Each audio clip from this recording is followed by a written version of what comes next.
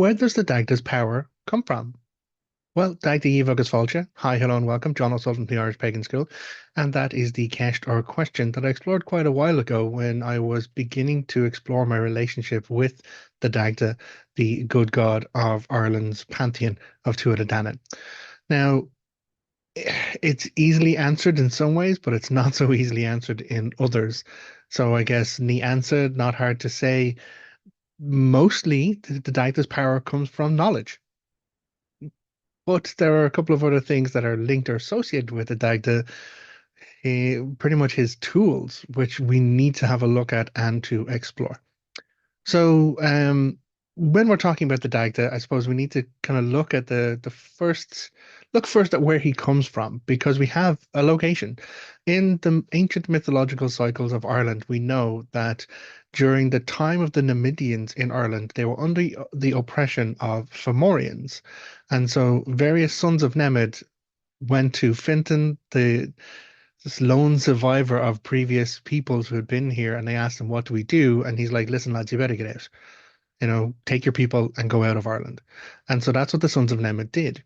And the varying descendants of the sons of Nemed who had gone out of Ireland returned to Ireland. Their descendants came back. And that was the Firbolg and then later on the Tuatha Dé Danann. Now, it's said that the Tuatha Dé Danann are descended from the wives of Beothuk and his people. So there's a guy called Beothuk who was son of Iran Bale, the soothsayer, son of Nemed. So Nemed is I don't know, grandsire here. And then his son, Aaron Bell, the soothsayer, his son again, Beothuk. Beothuk actually dies of a plague in Ireland, but his wives and their people go out of Ireland and are said to go into the north and west of the world. And there, on islands out in the north and the west, they found four great cities, and from which, when the Tuatha Dé Danann returned to Ireland, they bring four great treasures. Now, one of those treasures is very strongly linked with the Dagda because it bears the same name. So, from one of the great cities, a place called Murias, known as well as the Fortress of Pinnacles, the treasure known as the Cauldron of the Dagda is brought back. Now, this does make it an interesting question about the Dagda. Is the Dagda because of his name or his identity, or is he the Dagda because he's the holder of the Cauldron of the Dagda, which comes from Murius? Or is the Dagda even a name? Is it actually an epithet or a title that has been given to the Dagda, or given to he who goes by many other names, Uchud, being very commonly Ola Harp, and then he has the Rosk poem, which goes into detail about descriptors and details of kind of the deep knowledge of who he is. Um, but the Dagda is what he's known by. But the cauldron is brought from Murius, and of the cauldron it says no company would go from it unsatisfied. That is it. Now, there are many other cauldrons. There's other cauldrons in other mythology which talk about bringing people back from the dead and all that kind of stuff. That is not this cauldron. This cauldron is no company goes from it unsatisfied. And that's what we have. That's the information we have about it. Now, I've explored the cauldron and its association with the Dagda through the lens of his position as a hearth and home deity. As much as he is a god of Druidry, as much as he is a warrior god, as much as he is a god of poetry, performance, and music, he's also the god of hearth and home. He is the god who makes sure company, when it comes, doesn't leave his hearth unsatisfied. And so that is the tool, or the tool of hospitality, really, that is associated with that, which is the cauldron. But that's not the only aspect of it. I touched on God of Druidry there. And the God of Druidry is actually a naming that is given on him by Nuada. And this is where the Dagda's power, when we explore Dagda's power, in the meeting of the men of the goddess, which is a conversation held for over a year with Nuada, Gwivnu, Dean Kecht, Oma, and I think a couple of other folk as well. There's an arrangement or an agreement as to what each is going to bring to the battle of the forthcoming invasion again of the Fomorians, since Bress has been deposed as king. So there's a lot of mythology here in the back, and I would love to just sit and talk to you about the entire thing. I do on a regular basis, but essentially there is this meeting, and they all make their promises as to what they're going to bring to the battle. There's a follow-on meeting, similarly, where Lou gathers pretty much all of the notables of the Tuatha Dé Danann, and he puts them to the same question: what are they going to bring to it? And this is where the Dagda is referred to as the Dagda. Now, in the first meeting, there's a lot of promises made. There's sorcerers there. There's druids there. They're like, okay, we're going to hide the rivers and lakes of Ireland so that the invaders can't have a drink. They die of thirst. We're going to call upon the names of all the mountains so that they cast their rocks against the invaders. There's also the sorcerers, I believe, are going to rain fire from the sky. The druids are going to use their knowledge to cause sicknesses really to come upon the invaders. All but every breath that the two of the Danann would take would increase their valor and their vigor for fighting, even if the battle were to last unto 7 years. So there's a lot of big promises and a lot of big power that's being promised here.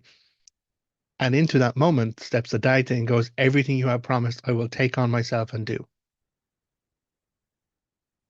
And this, as much as it's a small line in a very large text, in the context of who the Dagda is and who else is there at these meetings, because he doesn't just do it once, he does it with Nuada and he does it again with Lou. He says whatever anyone else's promises, he's going to get that done. And in the first instance, Nuada turns to him and goes, yes, that's because you are the Dagda, the good hand, the goodly one, because he's good at everything.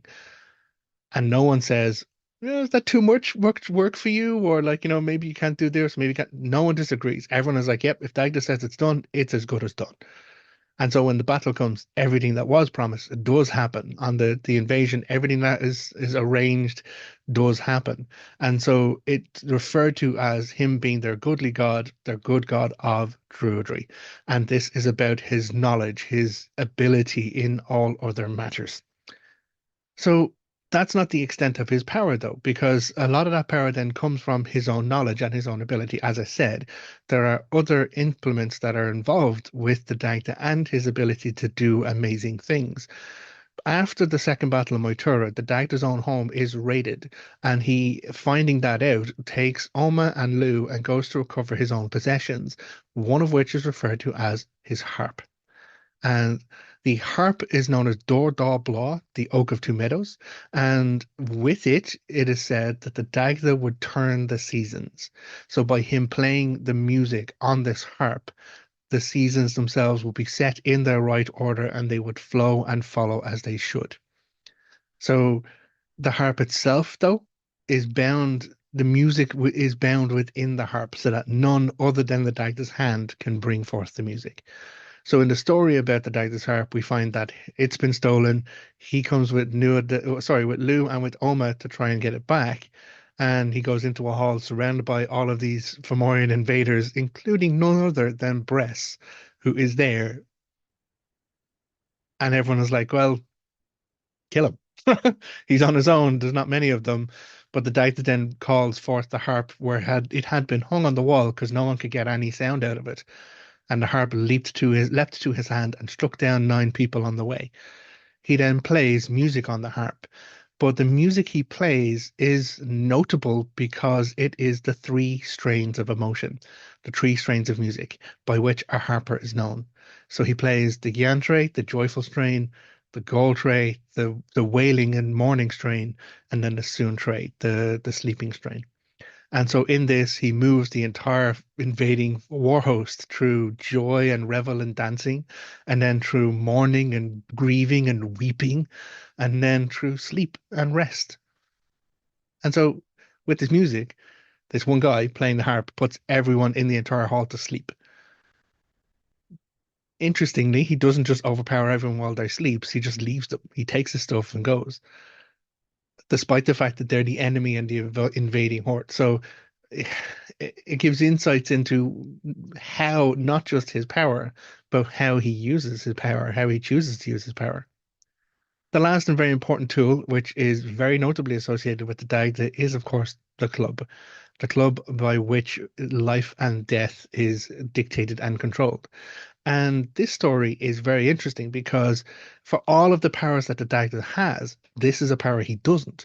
And so when his son Kermit is slain by Lugh, he can stop the corruption of the body, he can stop it like, decaying. He binds and wraps the body of his adult child, puts it up on his shoulders, and carries it out of Ireland on a quest to seek the power that he does not have, which is the power over life and death. So he eventually finds this power that within the club. The club is said to have a gentle end, which would restore life, and a rough end, which would take it. He beguiles people into giving him the club, the three brothers, and he uses it against them, and then to kill them. And he then brings his child back to life. But then Kermit is, why should I have life if it's been taken from them? And then he brings the three brothers back to life with the club. And this is where we get another insight into the Dagda's power, because he asks them for a loan of the club, that they would give him a club for the time being. At which point they're like, well, what guarantee do we have that the club will come back to us when you're done with it? At which point the Dagda refers to his own power. And very interestingly, he says, I offer as guarantee my authority over sun, moon, land, and sea. And so it's not just a case of, oh yeah, here's a promise over, oh yeah, he literally has the authority to influence those elemental forces. And by him giving this guarantee, if he goes against that guarantee, what is sacrificed is everything he has put up in ante, everything he's put up against the oath. And so if he breaks the oath, he loses that authority, he loses that ability. And so the Dagda's power, yes, he takes up the power over life and death in that instance, but it also gives it an insight into he has the authority over everything else. And we see later on him use the authority over the sun by ensuring that 9 months passes an entire day when the Dagda has his tryst, his relationship with the goddess Boan. And so they have their relationship, and she conceives and bears a child, Angus, known as the young son, Angus MacOch, and Angus is conceived and born all in one 9 month day because the Dagda stops the motion of the sun. So, where does the Dagda power come from? It comes from many places. He has all of these different tools that he uses in various ways to facilitate his abilities, but time and again, it does come back to his own knowledge, his own ability, and his own authority. So when we talk and think about the Dagda as a god, it's not just here's this one god of lightning or thunder, here's this one god of war, or this one god of one job. He's literally referred to as the good god because he's good at everything. He is a deity that you can turn to and talk to about any aspect of your life. He will have insight and ability to support you with that. And that is something I do on a very regular basis. Everything from physical tasks around the home to support my family, to intellectual and mental tasks around, like, supporting my community around the world with education, and then also the internal work, the emotional intelligence that I need to kind of work on for myself to be a better person. With the strains of music, I look to the Dagda to help me with that as well. So, and of course, him being the all I heard, the big daddy, the great and ample father, inspiring me to be a better great and ample father. So there's a lot to think about and to talk about when we explore the Dagda's power. So it's not just about his own abilities. There are tools that are associated with his abilities, but knowing more about the tools and knowing the stories where we find him taking up those powers and using those powers gives us a much deeper insight into the abilities and the mindset and capacities of this very good God. So I teach a class over at I teach many classes on the Dagda at the Irish Pagan School, but there is one called the Dagda's Tools, which I will link below if you want to know more specifically about the Cauldron, about the harp, about the club. There's also a mention of a Dagda's axe, which I don't mention here, but if you want to know more about that, you should check out the class. Until next time, look after yourself, take care, agus slán. Goodbye.